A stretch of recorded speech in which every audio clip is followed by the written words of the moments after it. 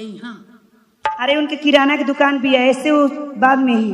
अच्छा ना, ये काम करिए हाँ कि हम ये बयावत हैं तुहार मर्दा आ जाई हाँ जी। तो कहाँ मोके लुकईबू? अरे हम लुकावट बहुत तरीका जानता रही। अरे हो जस बतियाई नू ऐसा है ना जी, तो मोके ऐसा जगह लुकइया कि मोके दुख ना होख। अरे तो ऊ पा जाई ना तो मोके तोड़ा हो लगी जान लिया।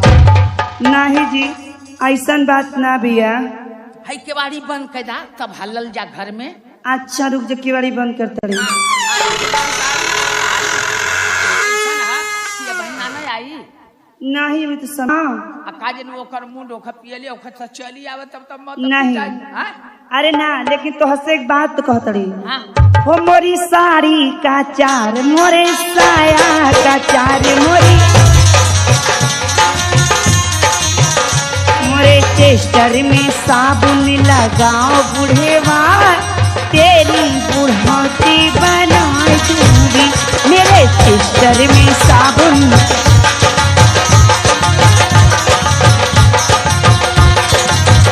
मोरी साड़ी का चार, मोरी साया का चार,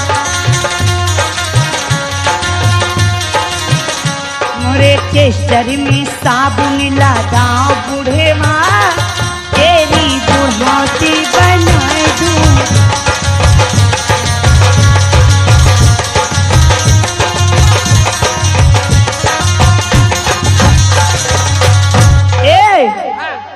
ए जी का हो चला, अब देखो कहीं वो आवत ना होखे। देखा हाँ तो के इतना मानीला हाँ आ इतना पैसा कौड़ी देला तब जी। अब तुहार मर्दा जान जई हाँ हाँ कि ऐसन की बोलावे ले दूसरे से फंसली है जी। तो ऐसन की हमके वही में खूब के हमार पूरा बदेली में निशानी काट दे। नहीं चली रे राई सुतल। हाँ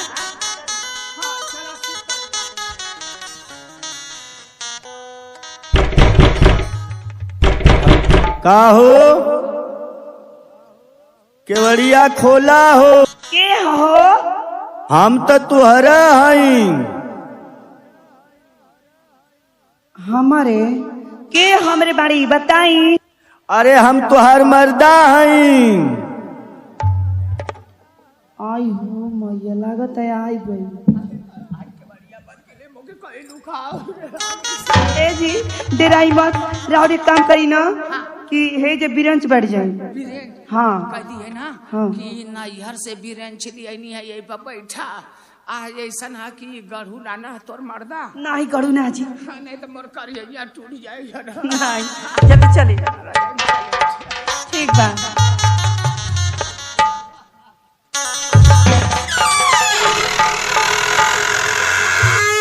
काजी आज कौनो नीक चीज बनावत है, का बड़ा खुशबूदार महकत हो। अरे नीक चीज ना हो, हमार बाबूजी आई रहने हाँ तो उनके सेवा सत्कार कैली है, तो हमार बाबूजी सेवा सत्कार में एगो निशानी दे गए है। तुहर बाबूजी तोहरा के निशानी देले हैं। हाँ आई बतावा, बड़ा दिन के बाद अइला, हमार ससुर हमसे भेटियो ना कैले, चल गई ना। हाँ घरे गई ना हो। हाँ हाँ आ कौन सामान तोहरा के देले हो? हमार बाबूजी हाँ हमके देख लो, बेड शीट दिल बड़े हो बैठे वाला कुर्सी। ई तुहरा नैहर से आइल हो? हाँ ई तुहर दादा संगवा लेके आइले? हाँ हो। अरे बड़ा बढ़िया हमार ससुर हो। आ यही तरह कह दे तू दो तीन गो और सामान हमरा के दे देते। देखा है अच्छा बा, बैठ के देख लो। अच्छा ठीक है, हम बैठत है। ठीक है।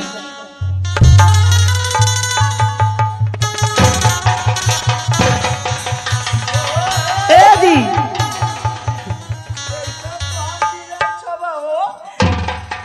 रात पागल है का, हमार बीरन तोड़ दे। अरे छपरा तोहरे बात के का कहीं, जब दे हवाई के रहत है ऐसा ना लकड़ी का बिरेच दे हला। पागल ना रही, हमार बाबूजी दे जाई काम पर और जाई, हमार बीरन टूट गई। अच्छा तो रुका, हम बढ़ाई के बोलवा के। नहीं नहीं और जाई काम पर जाई। अरे आगे नी ना राव चली नाश्ता कली। हम जाते हैं वो बढ़ाई के बोला के लेते हैं। नहीं जी हाँ। राउर जाई काम से आई फिर शाम के। अरे हमार तुहार बाबूजी अगर फिर लौट के हमारा घरे यहाँ तक कहिया कि पहुना के सामान देहनी तोड़ के बनवेबो न कैले। अच्छा तो देखी हमार तोड़ दे हम बाद में आकर और बनवाए जाई। अच्छा तो ठीक हम बढ़े के बोला के लेके बे आवत थी। ठीक है जाई। अरे का हो इतना गढ़ू मरद रखले ही का सारा के कर यहीं तोड़ देत का थे कि बिरेंच ऐसा हुमच के बैठल पी के आयल लकारे हम तो जानी कि ले हम। अरे वो किराना की दुकान खोल ले हमें दिन भर वही जो रहे वो थकल खड़ा हुमच के बैठ गईले। तो हाली से चलो घरवा में हाली से कोनो बात है ना चल ना। चल हाँ चल हाली से।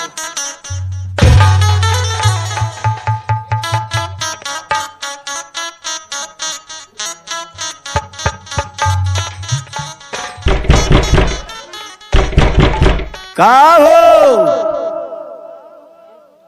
का करत हो घरवा में दिन रात रहत हो।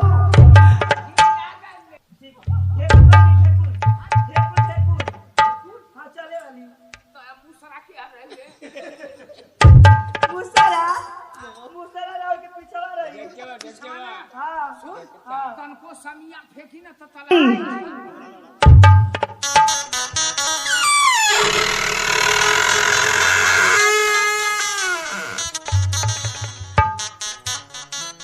ए जी का हो कैसन बहुत लेट में आओ तड़ी का बात बा। अरे पूछा मत दुकाने पर गहकी आ गई ना सौदा देवे में लेट हो गए। अच्छा चली ठीक बा। का बनौले हो का बनाई आज बाबूजी हमार फिर आ गए। तोहर बाबूजी बड़ा समझ कैले हो बिटिया उरे आवत हूँ। का करी हमार बाबूजी चली न वो दिन देना कुर्सी और तो देनी आज ढेकुल दे के गई न। बाहो हम बड़ा भाग वाला है कि हमार ससुर रोज न रोज एक आध नई सामान देता हूँ। का करबा दे के गई न कने पाई कहीं बाहर मत जाइए घर में कूट पीस ली है। ई घर ही में कूटा पीसा वाली मशीन दे दहला। हाँ का बहरे जाए रौरा। ही बतावा कैसे चले ले आई आओ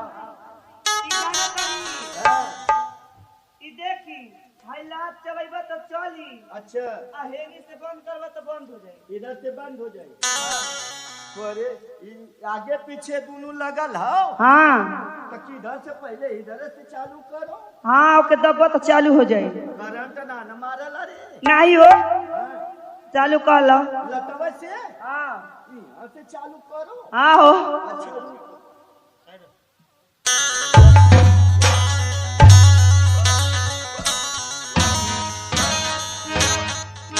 बंद करना फेर हो जो मशीनिया हो। सारा लड़की बड़ा बढ़िया तोर दादा मशीन दे दे रे। हाँ हो ये कहू ना हाँ जोगिंदर भैया के मशीन धान कुटवावे ना जाए के। अच्छा तो सत्यो भैया के ना चल जाई। अरे बकी उनके तो भुला मोरे गाँव के एक जाने रहना रे के गाँव में भुला गवा भैया। ए जी जाए किराना की दुकान पर ग्राहक कायल हुई है तल हम ढेकुल मशीन से अपन कुल पूछत। अच्छा ये बतावा मोके खाली रोज रोज दुकानिया पे भेज दियलू।